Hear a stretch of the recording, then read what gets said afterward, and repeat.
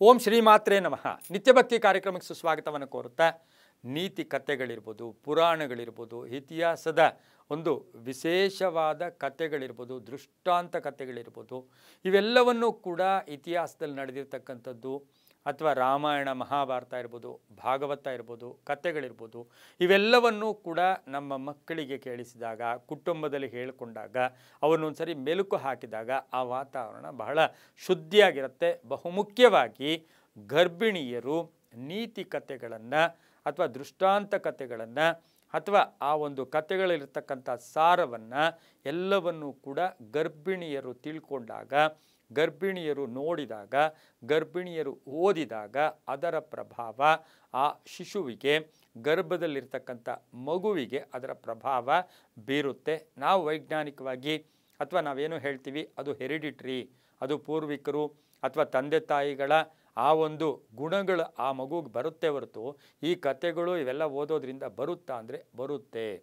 ಏನು ಯಾವಾಗಲೂ ಧನಾತ್ಮಕವಾಗಿ ತಾಯಿ ಏನು ಚಿಂತೆ ಮಾಡುತ್ತೋ ಅದು ಆ ಮಗುವಿಗೆ ಟ್ರಾನ್ಸ್ಫರ್ ಆಗುತ್ತೆ. ಅದಕ್ಕೆ ಉದಾಹರಣೆ, ಆ ಗರ್ಭದಲ್ಲಿರ್ತಕ್ಕಂಥ ಮಗುವಿಗೆ ಆಹಾರ ಹೇಗೆ ಹೋಗುತ್ತೆ, ತಾಯಿ ಸೇವಿಸ್ತಕ್ಕಂಥ ಆಹಾರ ನೇರವಾಗಿ ಆ ಮಗುವಿಗೆ ಯಾವ ರೀತಿ ಹೋಗುತ್ತೋ, ತಾಯಿಯ ಆಲೋಚನೆಗಳು, ತಾಯಿಯ ಧನಾತ್ಮಕ ಆಲೋಚನೆಗಳು, ತಾಯಿ ಓದ್ತಕ್ಕಂಥ ಸಣ್ಣ ಪುಟ್ಟ ಕಥೆಗಳು, ಸತ್ಯಮೇವ ಜಯತೆ ಅಲ್ಲಿರ್ತಕ್ಕಂಥ ಒಂದು ನೀತಿ ಎಲ್ಲವೂ ಕೂಡ ಆ ಮಕ್ಕಳ ಒಂದು ಆ ದೇಹಕ್ಕೆ ಅದು ಟ್ರಾನ್ಸ್ಫರ್ ಕೂಡ ಆಗುತ್ತೆ. ಹಾಗಾಗಿ ಗರ್ಭಿಣಿ ಸ್ತ್ರೀಯರು ನೀತಿ ಕಥೆಗಳನ್ನು ಓದೋದ್ರಿಂದ ಒಳ್ಳೆಯ ಸತ್ಪ್ರಜೆಯನ್ನು ಈ ಪ್ರಪಂಚಕ್ಕೆ, ಈ ದೇಶಕ್ಕೆ ಕೊಡೋಕ್ಕೆ ಆ ಮಗುವಿಗೆ ಮುಂದಿನ ದಿನಗಳಲ್ಲಿ ಅದು ಬೆಳೆಯುತ್ತಾ ಬೆಳೆಯುತ್ತಾ ಬೆಳೆಯುತ್ತಾ ಆ ಸಂಸ್ಕಾರ ಕೂಡ ಹಾಗೇ ಬರ್ತಕ್ಕಂಥ ಸಾಧ್ಯತೆಗಳು ಈಗಲೂ ಸಹ ವೈಜ್ಞಾನಿಕವಾಗಿ, ಧಾರ್ಮಿಕವಾಗಿ ಅವು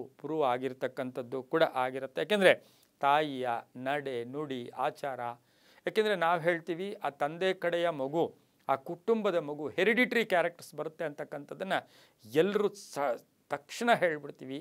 ಆದರೆ ಅದರಲ್ಲೊಂದಷ್ಟು 50%, 50% ಅನುಪಾತ ಆ ತಾಯಿ ಯಾವ ರೀತಿ ನಡ್ಕೊಂಡಿರುತ್ತೆ, ಯಾವ ಮನಸ್ತತ್ವ ಇರುತ್ತೆ, ಅದು ಆ ಮಗು ಮೇಲೆ ಬೀರ್ತಕ್ಕಂಥ ಪ್ರಭಾವ ಜಾಸ್ತಿನೇ ಇರ್ತಕ್ಕಂಥದ್ದು ಆಗಿರುತ್ತೆ.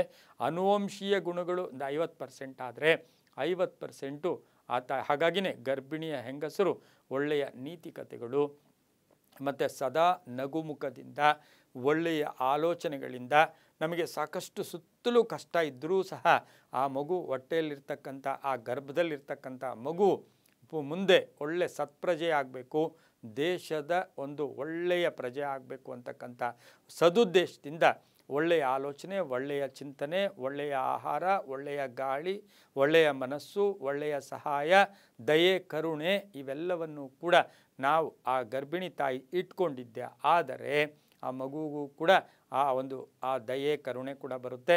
ನಾವು ಹಿಂದೆ ಕೆಲವು ಕಡೆ ಎಲ್ಲ ನೋಡ್ತಾ ಇದ್ವಿ, ದಯೆ ಕರುಣೆ ತುಂಬಿದ ಹೃದಯವೇ ದೇವಾಲಯ. ಯಾರ ಮನಸ್ಸಲ್ಲಿ, ಯಾರ ಹೃದಯ ದಯೆ ಕರುಣೆ ಇದೆಯೋ ಅದು ದಯೆ ಕರುಣೆ ತುಂಬಿದ್ದು ಆ ಹೃದಯ ದೇವಾಲಯ ಅಂತೂ ಕೂಡ ನಾವು ಹೇಳ್ತೀವಿ. ಹಾಗಾಗಿ ಮಕ್ಕಳಿಗೆ ಒಳ್ಳೆ ಪ್ರಜೆಗಳಾಗಬೇಕು ಅಂದರೆ ಆ ತಾಯಂದರು ಒಳ್ಳೆಯ ಆಲೋಚನೆಗಳನ್ನು ಮಾಡೋದ್ರಿಂದ ಬರುತ್ತೆ ಅಂತ ಹೇಳ್ತಾ, ಎಲ್ಲವೂ ನಂಬಿಕೆಯ ಆಧಾರದಲ್ಲಿ ಅಂತ ಹೇಳ್ತಾ, ಸರ್ವೇ ಜನ ಸುಖಿನೋ ಭವಂತು, ಸಮಸ್ತ ಸನ್ಮಂಗಳಾನಿ ಭವಂತು.